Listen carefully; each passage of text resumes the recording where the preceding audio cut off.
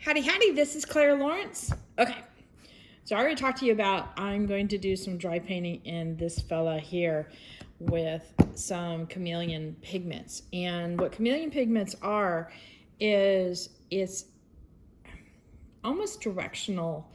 When you're viewing it from this angle, it might be this color. When you're viewing it from another angle, it might be another color.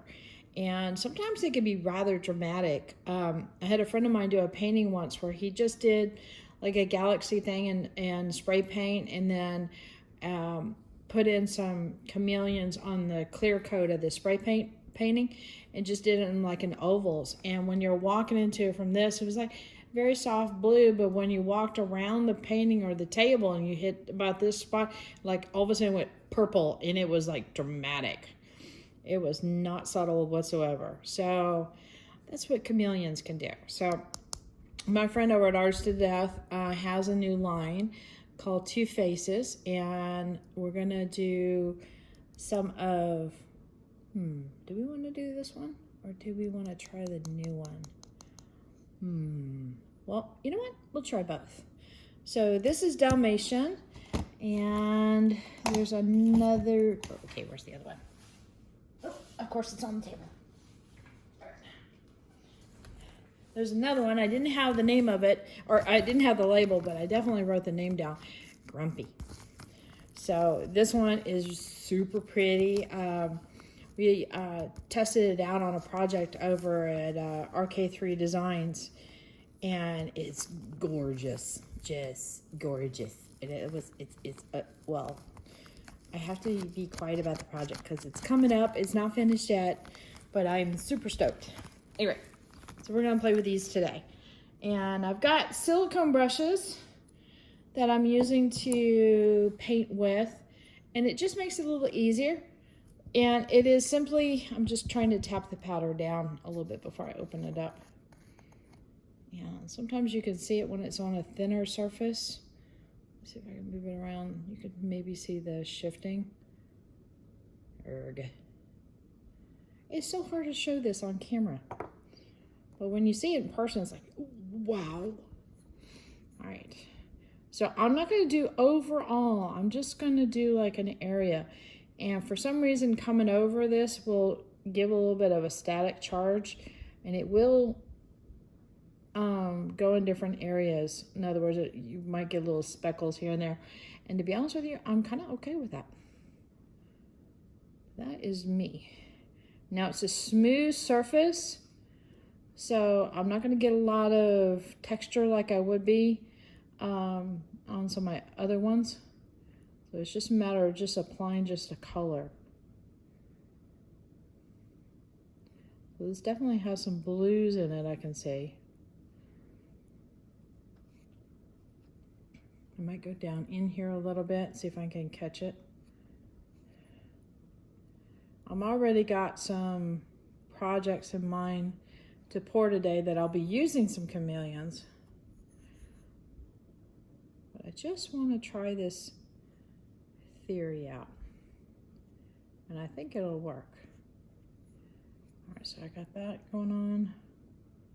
I'm gonna do a little bit over here just to have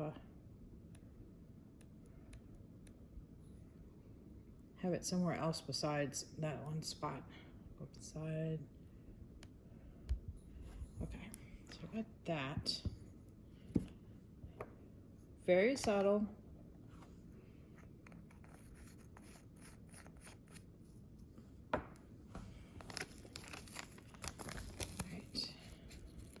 She had just gotten this one in and didn't have any containers with her. So that's why I got a little baggie. It was like, oh, what can we put this in? I'm like, I want to bring that home.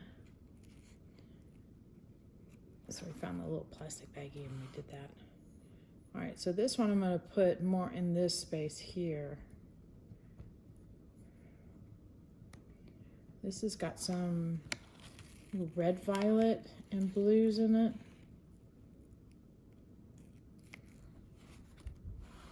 See how it's static? Attached it to right there. So I'm gonna put a big old swipe of this right here and have it go up the sides a little bit.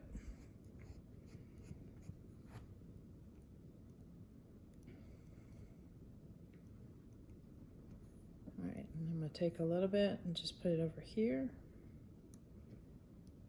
just like I did on the other side with the other color, and then pick up some of this from here.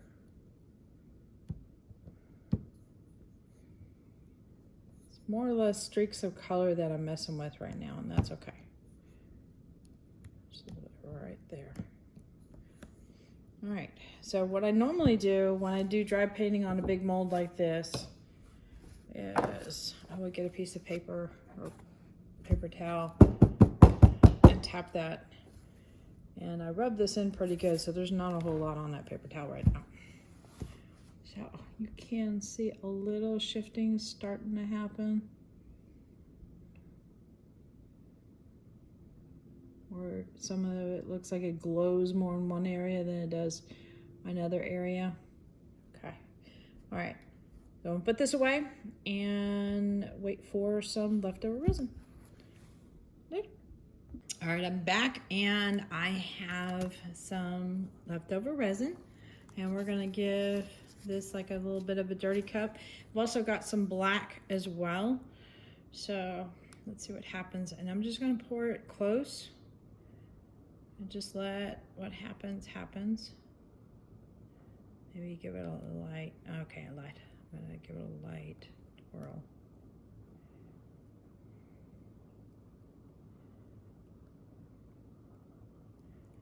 I'm also pouring slow enough that it has a chance to creep over to the other side.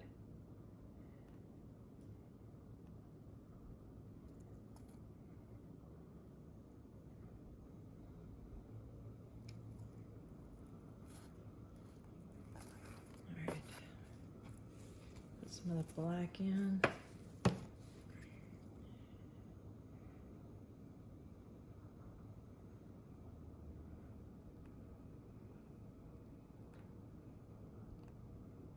I'm going to finish up a little bit with the color at the end, just so it has a little bit of fun color on the top too.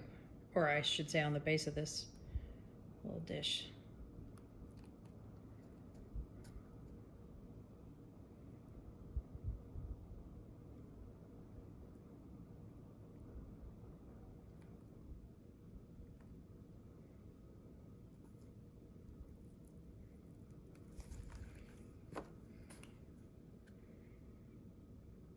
Little bit of color left.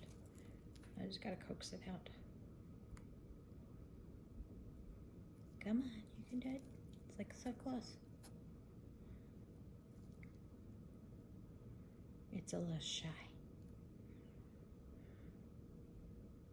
It's also close to the end of my working time too. So that's why it's not moving very fast.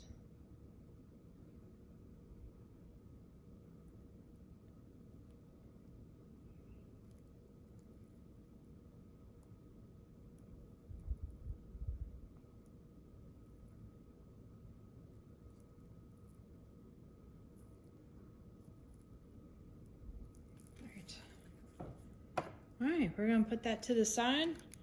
A little bit of a wiggle just to make sure it went down in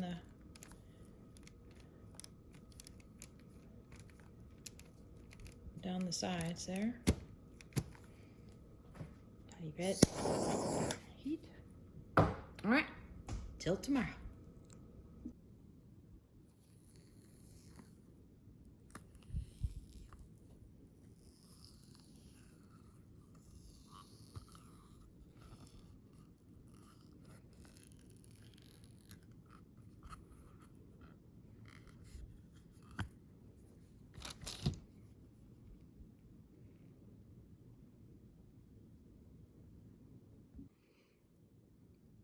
So we got the little brushed accents of Chameleon there, and as well as picking up some that was in the pour as well. That looks pretty cool. That worked out really, really well. And that's how the back looks. So just give you an idea. Here is one that I did previously, and this one was just a straight dirty pour, and then this one we painted the Chameleon in there. So we kind of, the cool thing about doing a little bit of a brushed bit on the mold is that you can do some pre-planning a little bit with your molds, and I guess you could say just kind of like you want to make sure that there is some chameleon on the bottom of this dish kind of thing, so you can do a little bit of planning for that. However, if you don't, it is kind of the roll of the dice as far as where your colors end up landing when you pour it into a mold. So, I mean, I couldn't plan for that kind of smooth edge if I tried, but I definitely got one. And then this around here on the sides, the cells and stuff, it's pretty cool. So, yeah, just letting you know that it is possible to kind of do a little bit of prep up ahead of time. Doesn't take you a whole lot. Like if you wanted to do a series of these guys and you all want them to have a brushy kind of look in certain colors, do that ahead of time, and then allow for some randomness to happen in the other areas, and you'll be usually pretty surprised by the results. So, yeah.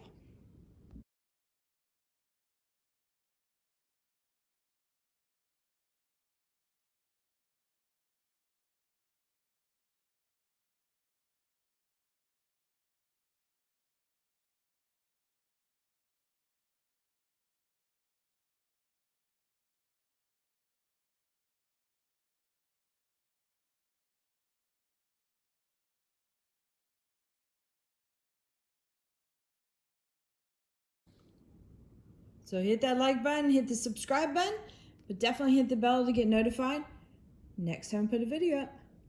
Later, y'all.